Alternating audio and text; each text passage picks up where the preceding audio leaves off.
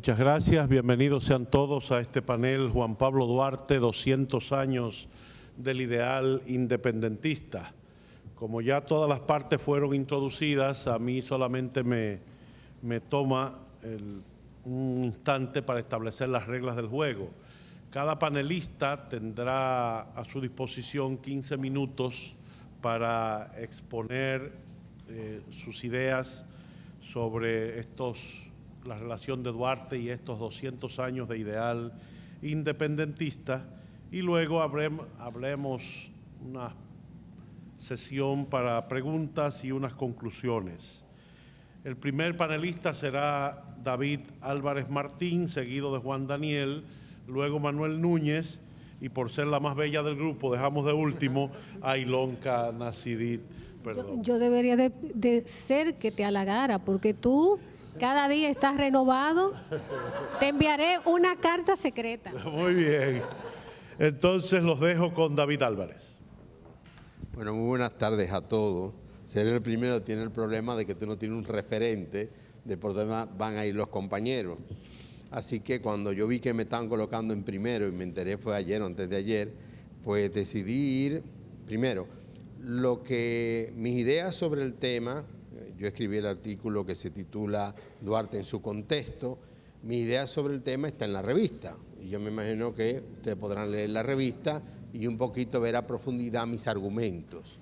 De ahí que yo lo que voy a pretender simplemente es hacer una pequeña introducción de una serie de ideas que no están necesariamente explícitas en la revista, muchas de ellas implícitas, y al final leer los últimos 2 párrafos a manera conclusiva, como para mi exposición. Además son 15 minutos y no es mucho lo que se puede. Yo soy filósofo, no soy historiador, aunque he dirigido departamentos de historia como el de INTEC en su momento, y he impartido docencia de historia y estoy rodeado de historiadores por todas partes, no solo aquí sino en otros lugares. Pero me reafirmo en mi vocación de filósofo. Yo trabajo con lo que los historiadores producen y cuestiono, pregunto. Es lo que considero que va con mi oficio. No puedo jugar el juego a ser historiador, no soy el que se mete en papeles, en documentos, sino que tomo los argumentos que se utilizan, confronto y pienso sobre el mismo. En mis años de docencia, una de las cuestiones que siempre ha surgido es cuál es el aporte de un determinado personaje, cuál es el aporte de un determinado movimiento.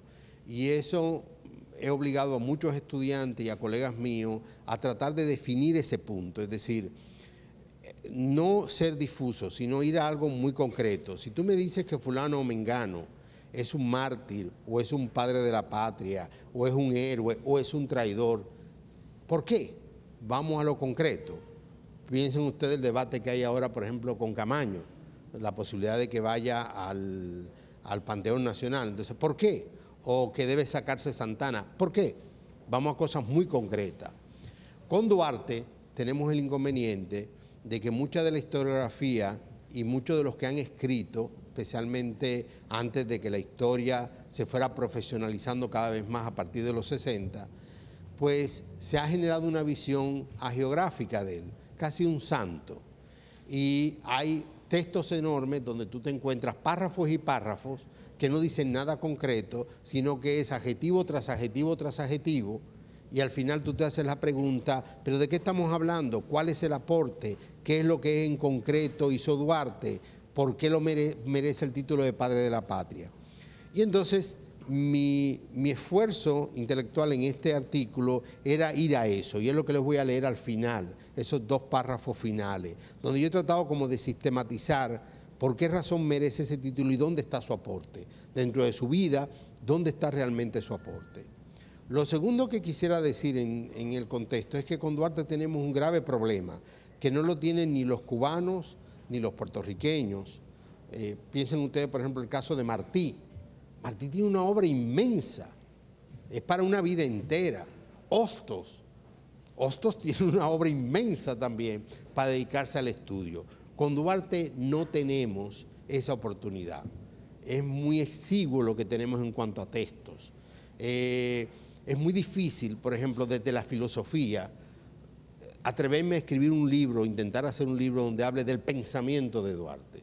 Por supuesto, desde sus textos se sacan ideas que son muy claras. Incluso tengo un compromiso para abril o mayo, me lo ha pedido Muquien, de escribir algo sobre las filosofías del siglo XIX y Duarte.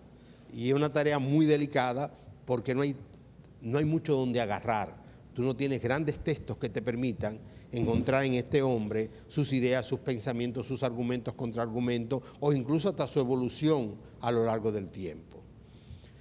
Visto eso, yo en el artículo hago una propuesta y es la de que básicamente el aporte fundamental de Juan Pablo Duarte, por el cual debe ser considerado el padre de la patria, no un padre de la patria, sino el padre de la patria, se reduce a un tiempo, que es del año de 1838 al 1844. Para mí, el aporte de Duarte para que merezca el título de padre de la patria está ahí. Comienza con la Trinitaria y termina con la acción no directa de él, sino de sus compañeros en materializar la independencia el 27 de febrero de 1844. Antes y después, en Duarte, por supuesto, hay cosas que valorar como individuo, como persona. Por supuesto, hay un precedente que ilumina ese periodo y hay una etapa posterior, en su exilio en Venezuela, incluso su venida aquí en el periodo restaurador, que muestra señales de los grandes valores ideales que tenía Juan Pablo Duarte. Ahora, si tú me vas a decir a mí, ¿por qué razón este señor merece el título de padre de la patria? Yo necesariamente tengo que encuadrarlo entre el año 1838 y el año 1844. Dicho esto y estos argumentos, yo sé que otras cosas saldrán en este debate, me permito leer los últimos 2 párrafos de mi artículo y dar paso a mis compañeros. Algunos incluso tienen presentaciones visuales. Digo yo, finalizando mi artículo, que van a tener ustedes a la mano en la revista. A manera conclusiva, como reflexión a partir de lo que nos aporta la historiografía dominicana, Duarte merece en su contexto ser considerado como el padre de la patria. Primero, por ser el líder de la pequeña burguesía que alentó, organizó y ejecutó la independencia el 27 de febrero del 1844. Duarte es el líder que organiza la Trinitaria, posteriormente la filantrópica, dirige la alianza con el movimiento de la Reforma que derroca a Boyer, orquesta la alianza con los ateros y afrancesados para impulsar la separación de Haití y son sus seguidores, alentados por su ideario, quienes ejecutan el acto de la independencia. Este conjunto de hechos justifican considerarlo como el padre de la independencia y fundador de la República Dominicana. Fue ese el Duarte activo, creativo, comprometido con la soberanía del pueblo dominicano. Su bosquejo de la Constitución y los fragmentos de sus cartas y el diario de su hermana nos lo presenta como un liberal a la usanza del siglo XIX, con una propuesta política muy superior a la de los ateros y los afrancesados. Recuperar al Duarte político de entre 1838 y 1843-44 es un legado de gran valor para las tareas políticas presentes y futuras. La imagen romántica de un Duarte impotente y sufrido, con perfiles hagiográficos, ha sido muy bien aprovechada por los intelectuales comprometidos con tiranías, como la de Trujillo, o regímenes autoritarios como el de los 12 años de Balaguer. En la imagen que tengamos de Duarte se juega también la motivación para la rebeldía y el compromiso de los jóvenes con una sociedad dominicana más democrática y justa. Esos 2 párrafos definen lo que es mi visión de ese tema. Para mí básicamente es el gran aporte de Duarte, debe ser el motivo de estudio y de emulación. Ese Duarte hay que emularlo en esa capacidad de negociar, de organizar, de orquestar, de aliarse incluso con enemigos que le eran consustanciales en sus proyectos, pero todo movido con la idea de poder lograr la independencia. Ese es mi aporte a este debate. Muchas gracias. Muchísimas gracias, don David. Inmediatamente vamos a escuchar al historiador Juan Daniel Balcácer. Buenas tardes a todos y todas.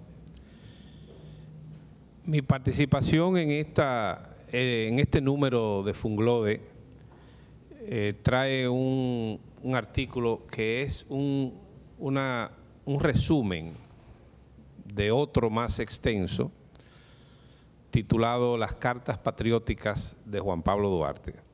Como bien señalaba Martín,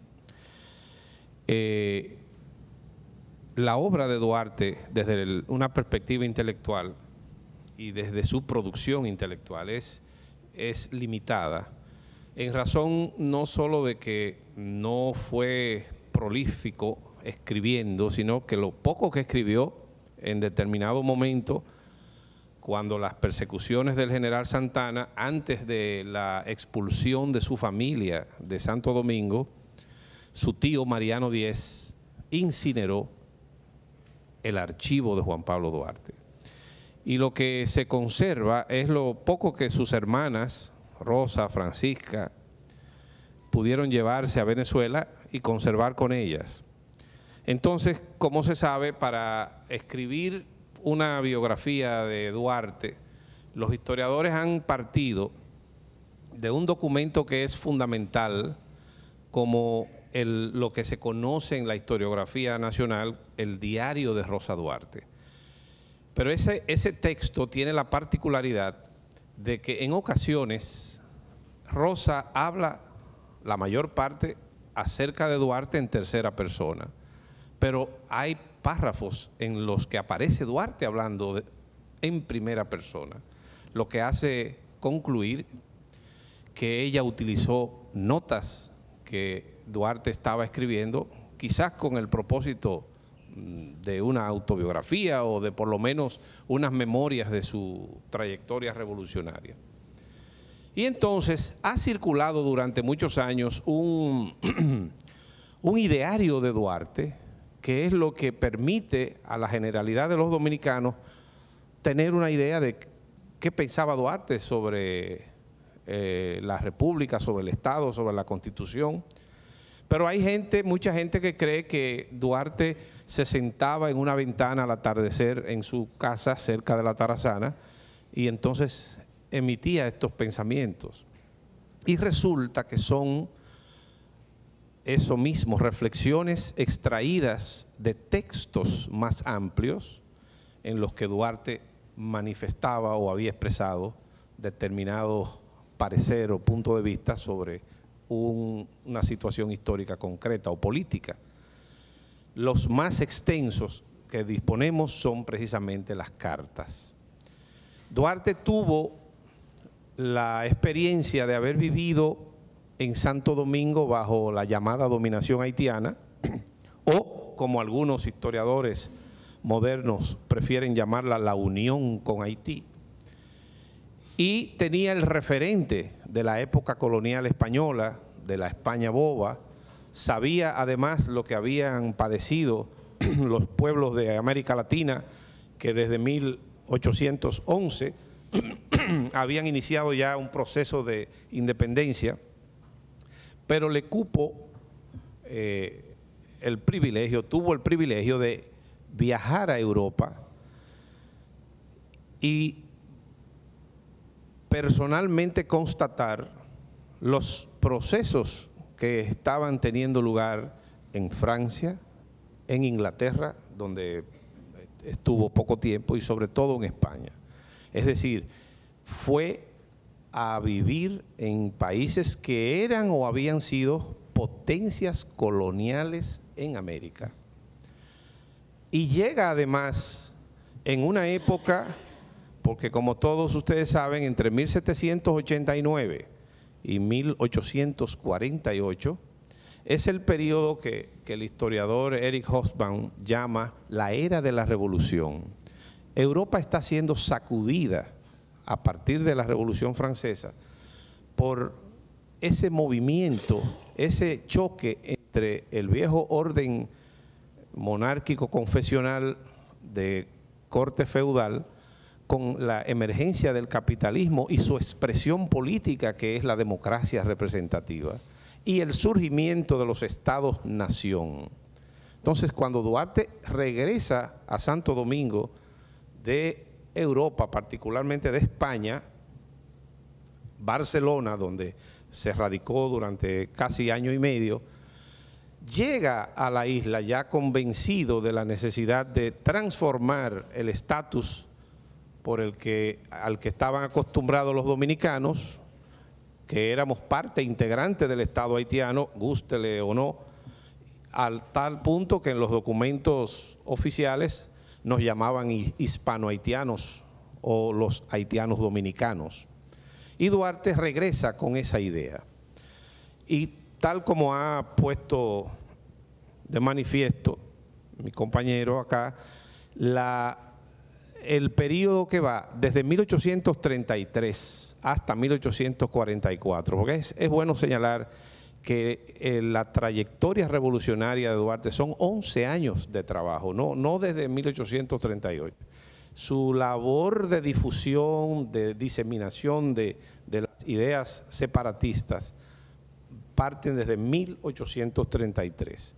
Y claro está, culmina con la proclamación de la República. Su pensamiento liberal, que deja constancia también en un documento inconcluso, como es el proyecto de Constitución, donde más se manifiesta es ya en su madurez, en las cartas que yo cito aquí como evidencia de la contundencia del pensamiento nacionalista, liberal y sobre todo anti-imperialista.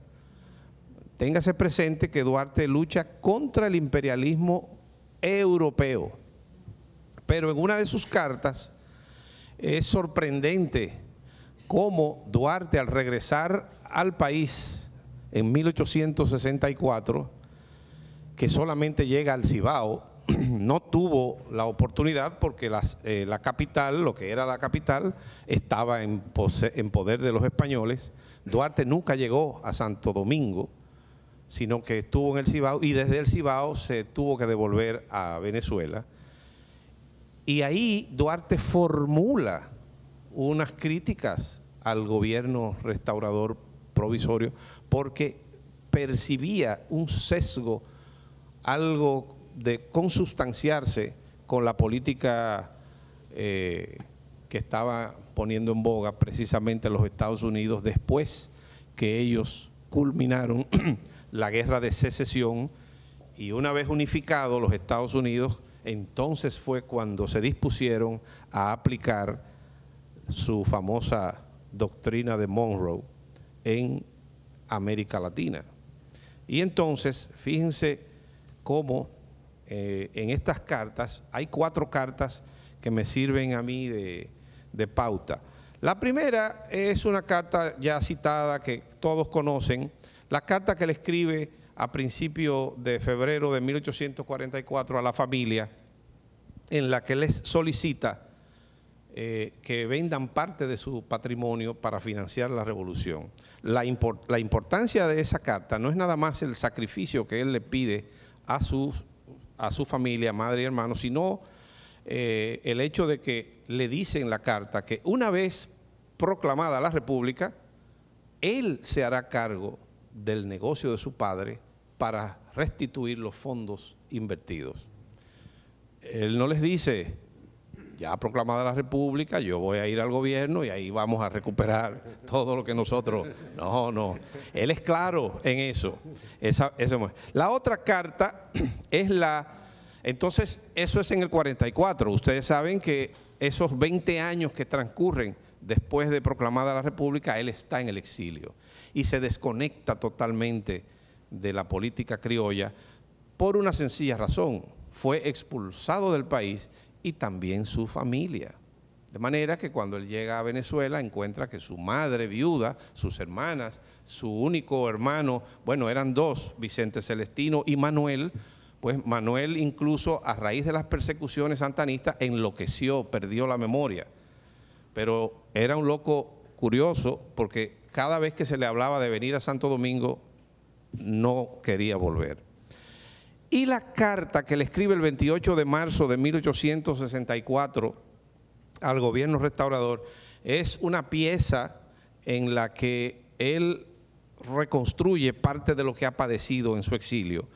Y la otra, la que escribe el 7 de marzo de 1864 al ministro de Relaciones Exteriores del gobierno restaurador, Teodoro Henneken, cuando él renuncia a su posición, a su condición de embajador plenipotenciario en Venezuela, como consecuencia de los conflictos internos aquí, porque hubo un movimiento, derrocaron al presidente Pepillo Salcedo y fusilaron a Pepillo Salcedo. Y entonces, como él no fue ratificado por el presidente sucesor, entendía que, bueno, que sobraba y presenta la renuncia. Pero en esa carta es donde él plantea que había una tendencia entre los dominicanos y quizás entre la cúpula dirigencial de un esquema que podría ser la anexión del país a una potencia en condición de provincia ultramarina, un protectorado político, económico, a cambio de la concesión de derechos de explotación de diversos recursos. Siempre se opuso a eso y sobre todo a la cesión de la bahía de Samaná o el arrendamiento de la bahía de Samaná. Entonces, brevemente, para concluir, solamente les voy a citar 2 párrafos de cada una de esas cartas para que ustedes vean la contundencia del pensamiento de Duarte.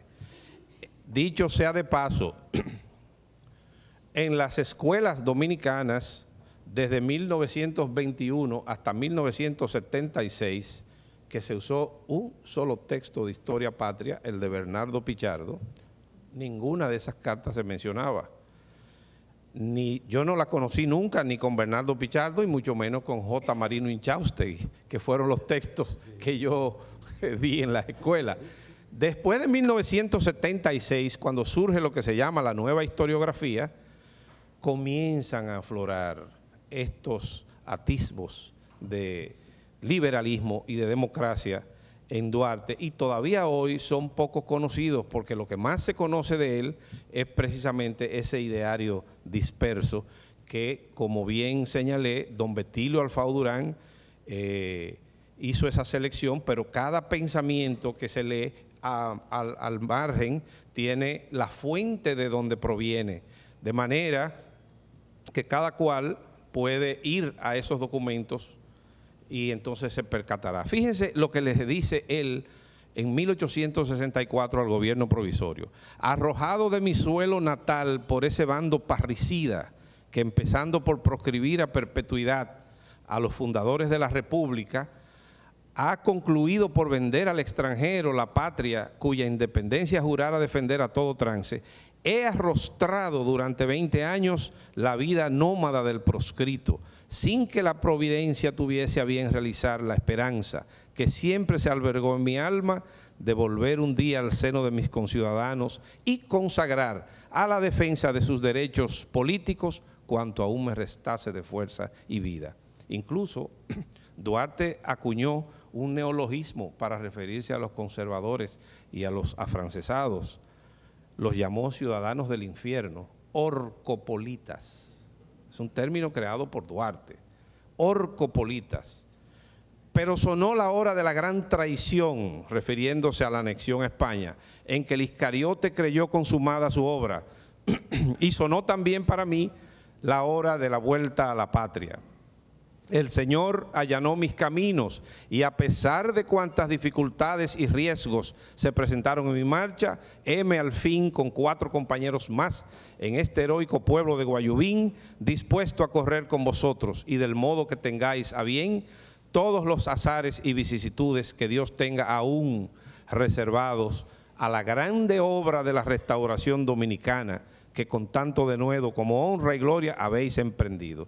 Vino al país a luchar con las armas en las manos, pero el gobierno restaurador, en el seno del gobierno restaurador, había ya ciertos líderes que veían con recelo la presencia de una figura de la estatura histórica de Duarte y se le encomendó una misión en Venezuela porque juzgaban que era preferible que estuviera fuera del país. En principio rechazó, pero al percatarse de que su presencia creaba recelos y contradicciones, decidió aceptar el cargo y se fue.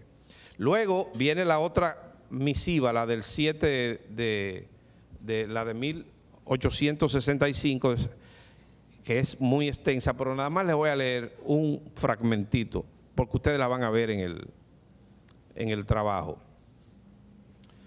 Dice, otro sí y concluyo, después de haberle enumerado al gobierno provisorio lo que era su visión de la política y de la geopolítica vigente en el entorno.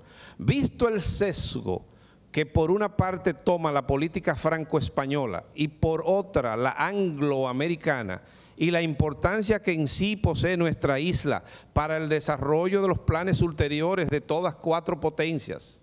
Fíjense, no estaba muy desvinculado. No, un idealista no habla así. No deberemos extrañar que un día se vean en ella peleando por lo que no es suyo.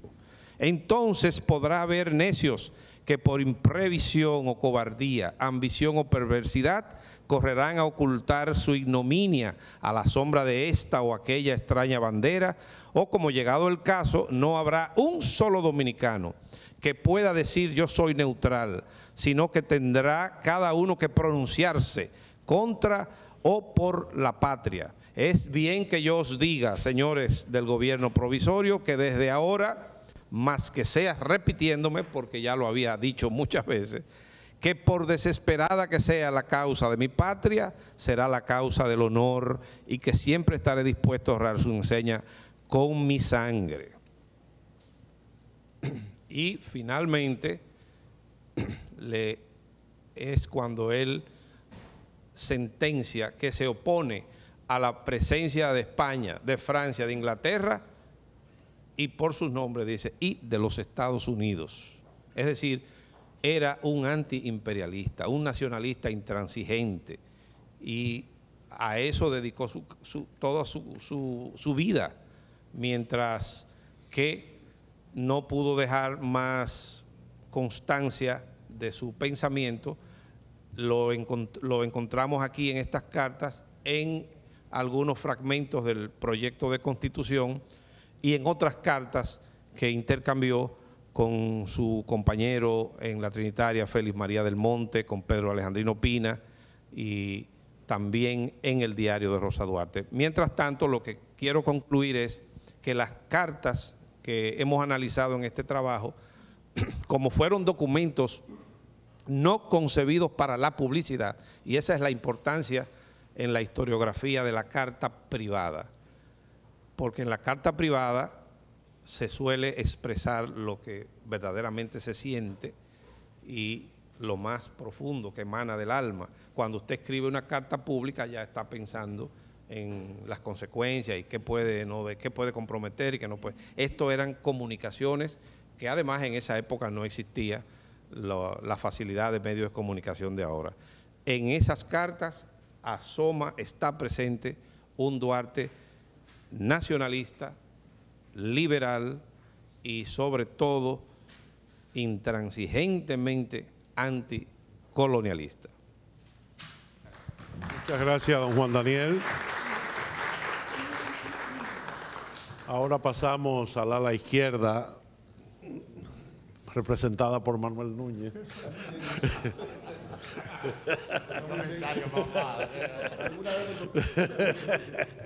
Vamos a oír a Manuel con su ponencia sobre Duarte.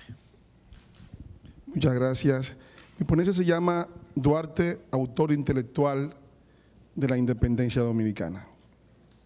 Para comprender a Duarte, para comprender su gesta, es menester comprender el contexto en el cual operó.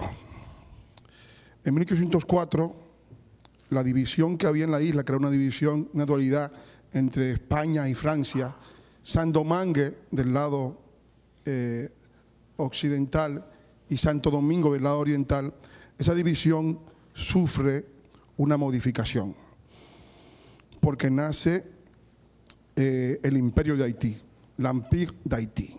Es el nombre del estado que nace en 1804 tras la derrota de las tropas napoleónicas en la isla. Y el Imperio de Haití, que nace antes de que Duarte naciera, que nació en el 13, nace en el 4, en su propia Carta Magna, en la Carta Magna de ese imperio, se forja, se fragua como un estado agresivo. Es decir, aquí está las palabras de su constituyente, que fue Boisgon-Tonnerre, que dice que para redactar el acta fue necesario la piel de un blanco como pergamino, la peau d'un blanc como parchemin, el cráneo de un blanco como escritorio y la sangre de un blanco como tinta y como pluma una bayoneta. Ese es el ideario que va a guiar esa constitución de la República, que tendrá, y hay que estudiar la del 4, tendrá varios artículos que van a constituirse en el esquema geopolítico de ese Estado. El artículo 15 nos dice, el artículo que refrenda primero la coronación de Jean-Jacques Dessalines, que no fue una república, sino un imperio. Él se proclama como Jacques I, y en el artículo 15 dice que el imperio de Haití es uno indivisible, su territorio está distribuido en 5 divisiones militares, y posteriormente nos dice que son parte del imperio la península de Samaná, la Tortuga, la Gonave, la Cayemita, la isla Vaca, la Saona y otras islas adyacentes. Es decir, que los límites del imperio es el mar. Eso dice la Constitución del 5, es decir, los hombres más preclaros de ese Estado ya entendían que debían suprimir la formación nacional que estaba en el lado oriental, que éramos nosotros, y además que éramos el pueblo más antiguo de los pueblos nuevos, porque aquí empezó todo. Entonces, el otro aspecto de esa Carta Magna, que tiene que ver no ya con la geografía, es el ideal negrocéntrico de ese Estado. El artículo 12 dice: ningún blanco, cualquiera que sea su nación, podrá poner los pies en el territorio a título de amo o de propietario, y no podrá en el porvenir adquirir ninguna propiedad. Así está en el original. Entonces, evidentemente, eso ya planteaba la imposibilidad de convivencia entre negros y blancos. Eran esos dos aspectos que van a tener hondas repercusiones en la parte occidental de la isla. Los dominicanos fueron los únicos que padecieron, aparte de los haitianos, desde luego, los franceses que tuvieron que irse de allí y que habían llegado primero que los negros, porque los primeros son los franceses. Ellos trajeron a los negros y luego fueron declarados extranjeros por los negros en esta política de negrocentrismo. Los dominicanos fueron realmente los que padecieron esa política de exclusión de este Estado. El artículo 7 dice que la calidad de ciudadano se pierde por inmigración y por naturalización en un país extranjero, o por la condena a penas aflictivas e infamantes. En el primer caso, hay la pena de muerte, y en el segundo caso, la confiscación de las propiedades. La calidad de ciudadano haitiano es suspendida por el efecto de la quiebra y la bancarrota también. Entonces, esta visión negrocéntrica también se afirma en el artículo 14, donde se dice que los haitianos serán conocidos exclusivamente como negros. Entonces, ese artículo 14 es muy interesante, porque uno de los trabajos que había hecho era el trabajo de los dominicanos que emigraron hacia Cuba, hacia Venezuela y hacia Puerto Rico, que muchos de ellos volvieron a Santo Domingo porque habían fracasado en esas emigraciones, y al volver a Santo Domingo, como la mayoría eran blancos, fueron desconocidos como dominicanos. O sea que se le hurtó la nacionalidad en base justamente a la política del color, que fue la política que rigió a partir de ahí. El Estado tuvo varias banderas.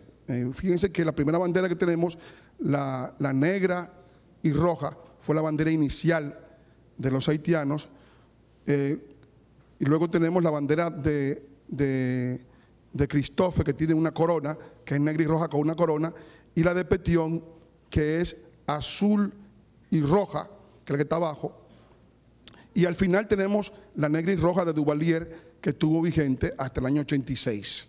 Es decir, que el país ha vivido siempre bajo el sistema de esa exclusión.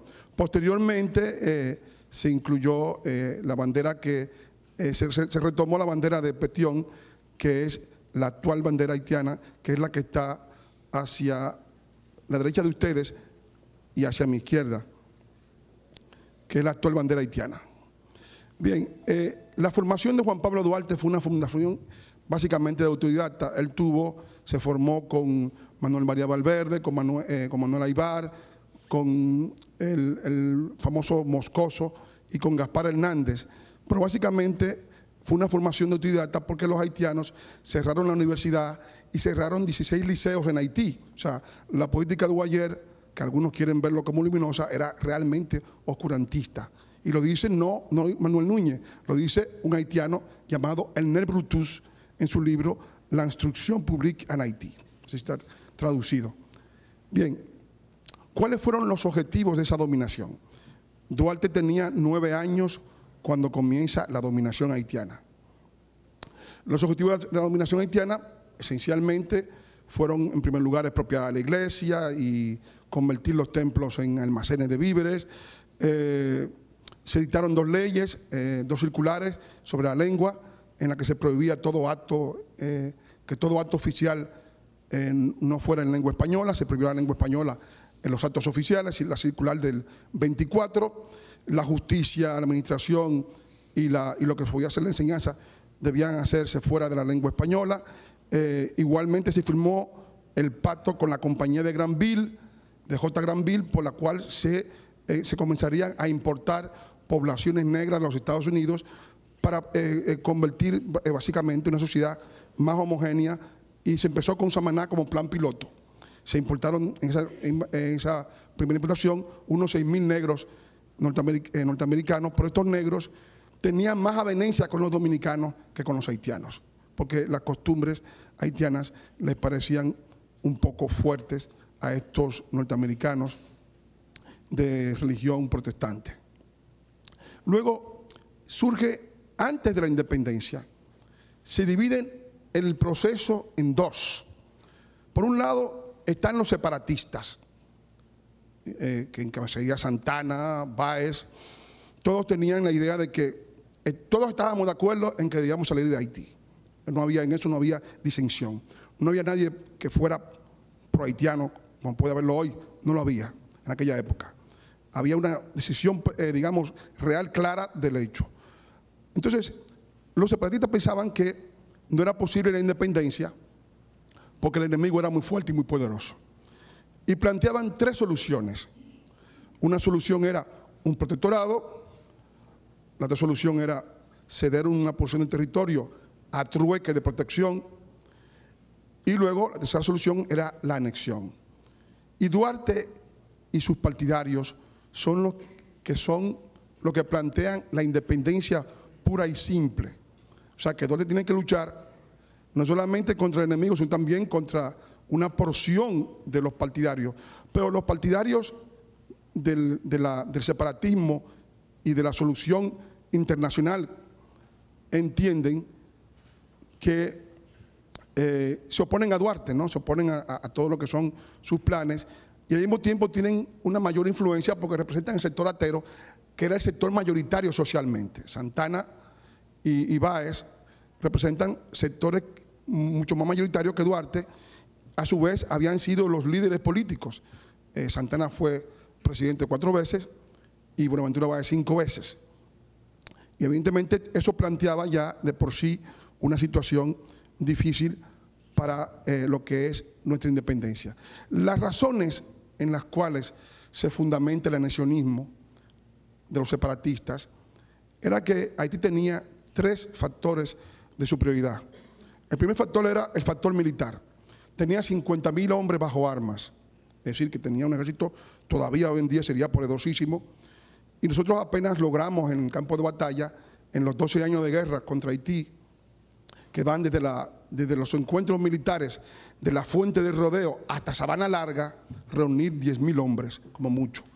El 30 de marzo en Santiago, sí, 4 campañas militares, 12 años de guerra. Evidentemente eso creó un pesimismo. El segundo factor era económico. La economía haitiana era 13 veces mayor que la dominicana. Y el tercer factor era demográfico. Haití tenía una población de 800.000 habitantes, mientras que los dominicanos en el 44 éramos apenas unos 240.000, como mucho. Todo eso hizo que aquellos hombres pensasen que con esas ventajas geopolíticas que tenía Haití era totalmente imposible que pudiéramos llegar exitosamente a una guerra de independencia. ¿Cuál es el papel de Duarte en todo eso? Duarte es quien empieza a organizar a los dominicanos políticamente. Organiza las juntas provinciales, nos liga al movimiento que está luchando en contra de la dictadura de Guayer, porque era una dictadura para los dominicanos y para los haitianos, su gobierno. Igualmente, Duarte se propone crear la brújula ideológica con la Trinitaria, o sea, el ideal patriótico. Nada se puede hacer sin ideales. La preparación de todo lo que es la proclamación de la independencia. Y claro, esos trabajos son inmensos, son trabajos que tienen un papel, una significación extraordinaria, porque a partir de ellos es que se va creando la idea de la posibilidad de que la República Dominicana pueda ser una nación libre de toda potencia extranjera. En esas luchas, Duarte sufre la gran derrota provocada por la imprevisión, en cierto modo, de Sánchez. Después del golpe del 9 de junio, golpe de Estado que dan los trinitarios, apoyados por los militares que apoyaron eso, como los Puellos, y que se le ordena a Sánchez ir a Azua a arrestar a Santana.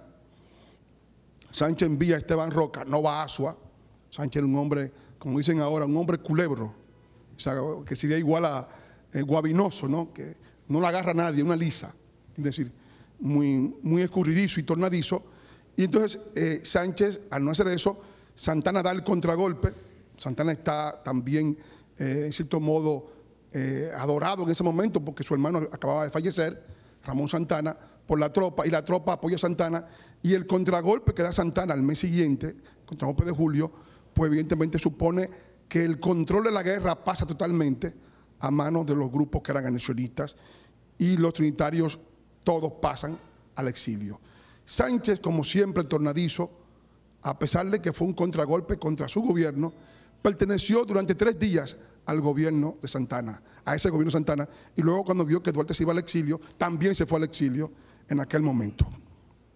Entonces Duarte evidentemente es víctima de esa imprevisión, y a partir de ahí pues Duarte pasa 20 años fuera de la República, pasa a Hamburgo, luego a San Tomás, luego a Venezuela. En Venezuela se reúne con su madre y su familia, que fueron expulsados al año siguiente de la independencia, y allí pasa 5 años trabajando como trabajador en La Guaira, y posteriormente, después de 5 años, Duarte pasa a vivir en San Carlos de Río Negro. Era el único hombre blanco, en una cosa de un gran exotismo. Es una cosa un poco novelesca toda esa parte de la vida de Duarte, porque estaba viviendo entre los indios Yanomami, que son unos indios enanos que hay en Venezuela. Y evidentemente pues es una parte que es un poco desconocida, porque él tenía un diario y se perdió en esa selva de Venezuela. Yo llegué a ir al lugar, a Chaguas, donde hay una escuela con el nombre de Duarte, que era un lugar donde él estuvo también viviendo allí 1 año, como parte de una logia masónica que había en Chaguas, y la entrada allí realmente es un lugar bastante lejano, todavía hoy en día, de la civilización. Hay varios aspectos de Duarte que digamos que es menester señalar, subrayar, para que se vea la gran importancia del hombre. El aspecto político. El político que organiza todo lo que es la independencia dominicana, todo lo que son las proclamaciones en todos los pueblos, y al mismo tiempo que tiene la previsión de enfrentar la guerra psicológica que preparaban los haitianos durante la independencia, porque los haitianos habían lanzado tabillas diciendo que esa cosa de independencia era cosa de los blancos de la ciudad para restablecer la esclavitud. Y Duarte es quien plantea la unidad de las razas, planteando que dominicano es más que negro, más que mulato, como hacía Martí, y más que blanco, con lo cual evidentemente el tiempo mío se cumplió. No tengo más tiempo. Termina. Sí, sí. Bien. Vamos a ver si yo avanzo un poquito más rápido. Duarte plantea la unidad de la raza y ahí hay un Duarte político que es un gran, un gran estratega. Luego está el Duarte incomprendido, que en cierto modo, como decía mi antecesor David Álvarez, Duarte realmente es el padre de la patria, porque los demás en algún momento flaquearon, tanto Mella como Sánchez en algún momento flaquearon, en algún momento perdieron la brújula, y en el caso de Duarte nunca hubo la pérdida del sentido de nación. Él es la idea que se mantiene en el tiempo, el modelo es él, y por ello realmente es lo que debe ser reivindicado. Yo voy un poco más rápido, ahora voy al pensamiento, a la última parte de mi ponencia. Su pensamiento es la parte que nos llega a nosotros, a los dominicanos de hoy. Vamos a ver qué cosas de su pensamiento merecen ser subrayadas. La primera de ellas es la visión de que nuestro país debe ser independiente siempre. Nuestra patria debe ser libre e independiente de toda potencia extranjera o se hunde la isla. La segunda es el principio de lealtad al ideal con que se inició la fundación del Estado Dominicano. Lealtad a la cultura, lealtad a la lengua, lealtad a las tradiciones, lealtad al pasado y a todos los próceres que construyeron nuestra gloriosa nación. Manifestado en este pensamiento, entre haitianos y dominicanos no es posible la fusión. Luego tenemos lo que corresponde a lo que llama Duarte el interés nacional. Duarte nos concibe como una comunidad de intereses. Por eso plantea, trabajemos por y para la patria, que es trabajar para nuestros hijos y para nosotros mismos. Vivir sin patria es lo mismo que vivir sin honor. Y luego está el principio de justicia, que también para Duarte es fundamental, como doctrina rectora de todos los actos de la vida. Sed justos los primeros, si queréis ser felices. Ese es el primer deber del hombre. Ser unidos y así apagaréis la tea de la discordia y venceréis a vuestros enemigos. Y la patria será libre y salva. Yo tendré la mayor recompensa, la única a la que aspiro, al veros libres, felices, independientes y tranquilos. Es el legado mayor del padre de la patria. Muchas gracias. La parte positiva de este encuentro los dejo con Ilonka Nasidi. Buenas noches. Lo que se busca en mi ponencia, quiero saludar la presencia de Su Excelencia. Él es vicepresidente de la República, el doctor Rafael Albuquerque Sayas Bazán.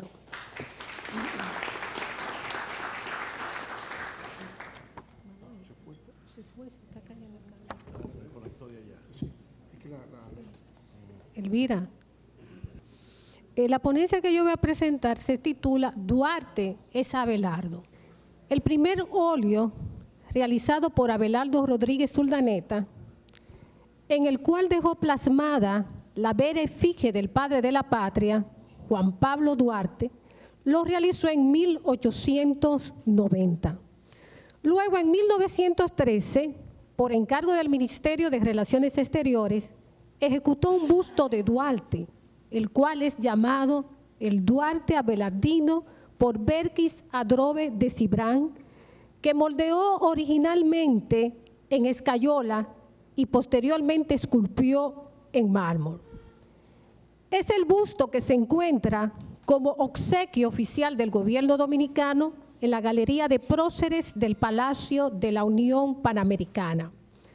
Para moldear el busto de Duarte y otras alegorías, Abelardo se colocó frente a un espejo y fue cincelando algunos de sus rasgos, los de él, los de Abelardo, hasta llegar al retrato del padre, por lo cual podemos observar y afirmar que Duarte es Abelardo.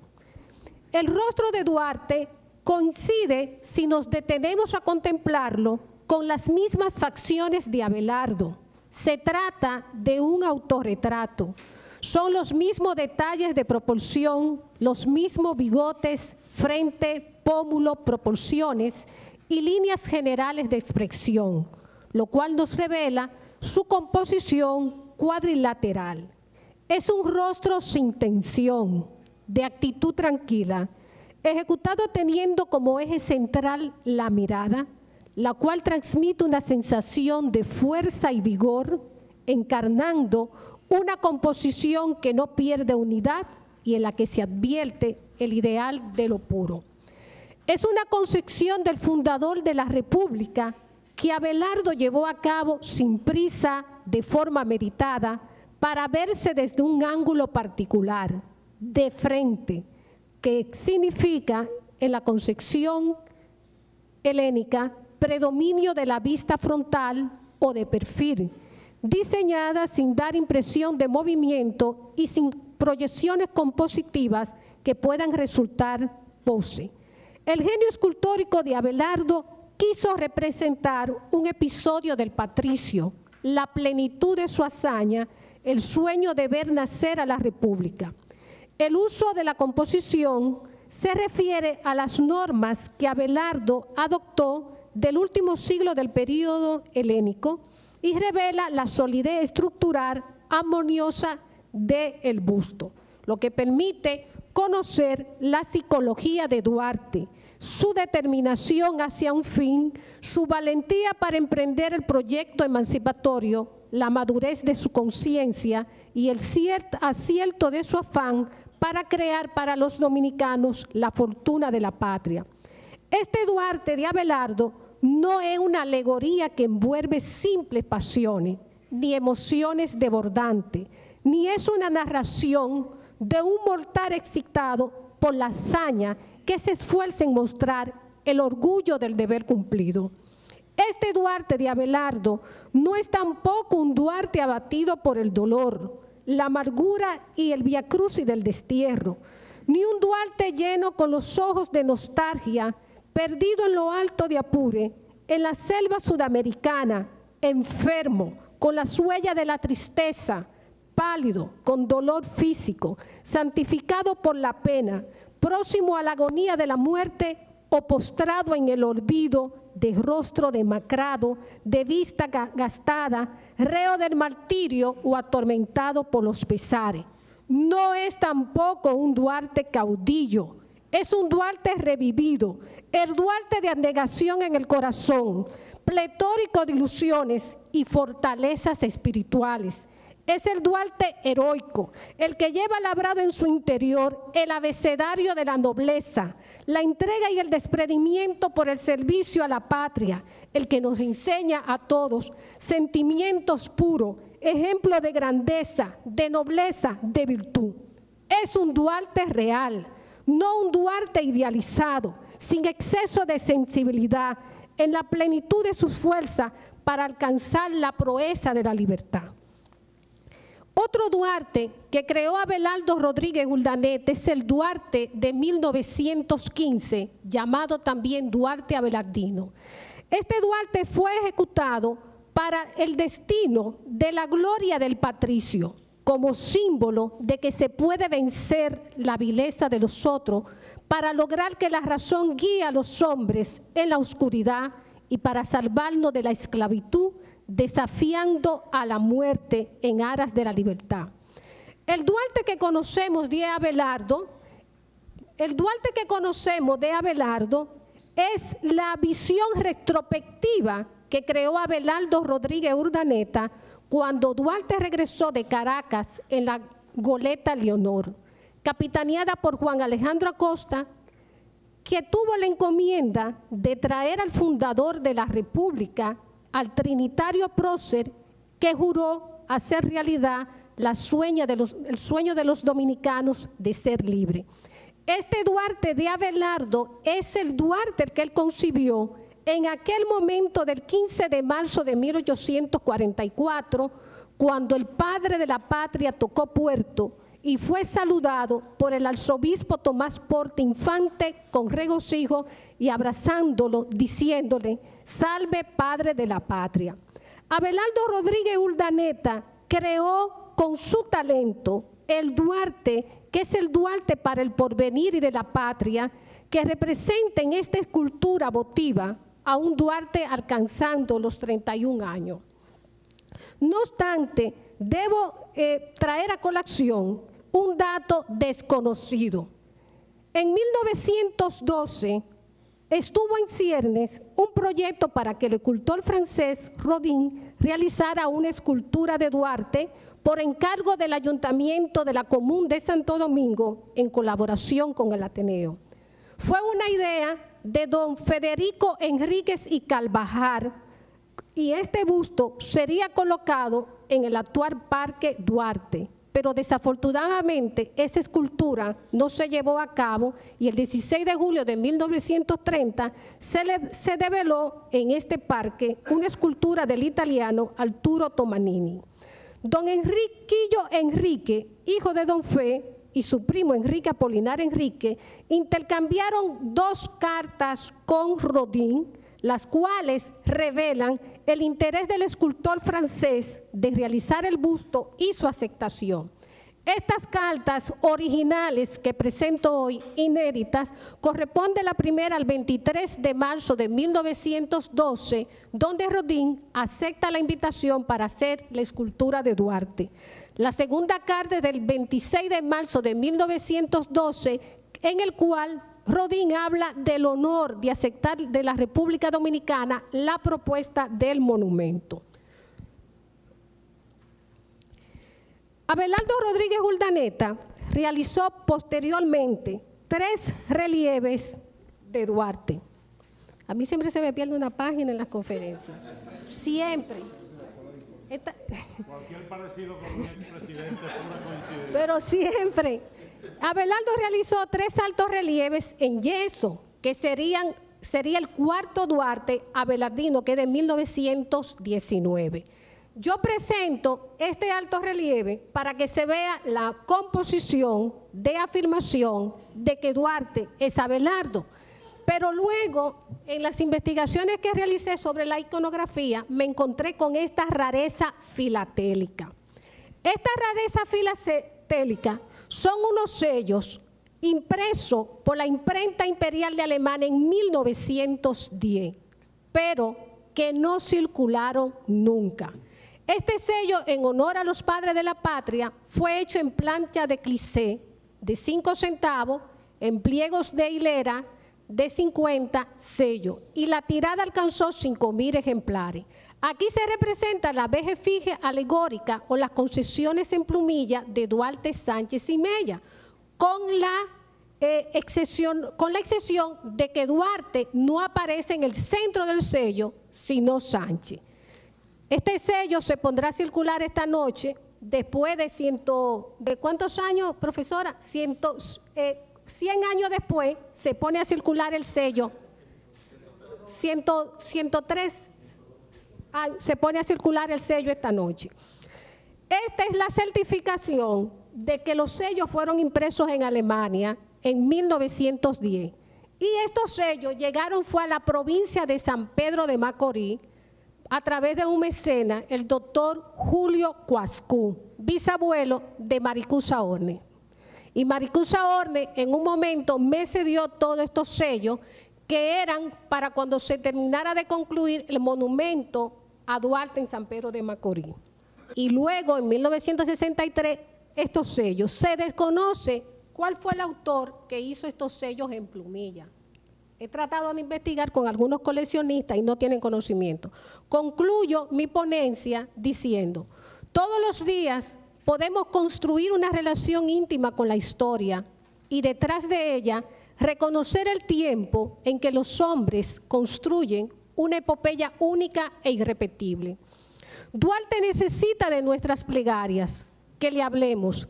Sé que su permanencia en el tiempo es y será infinita y a la vez eterna en el tiempo para todos los dominicanos. Muchas gracias.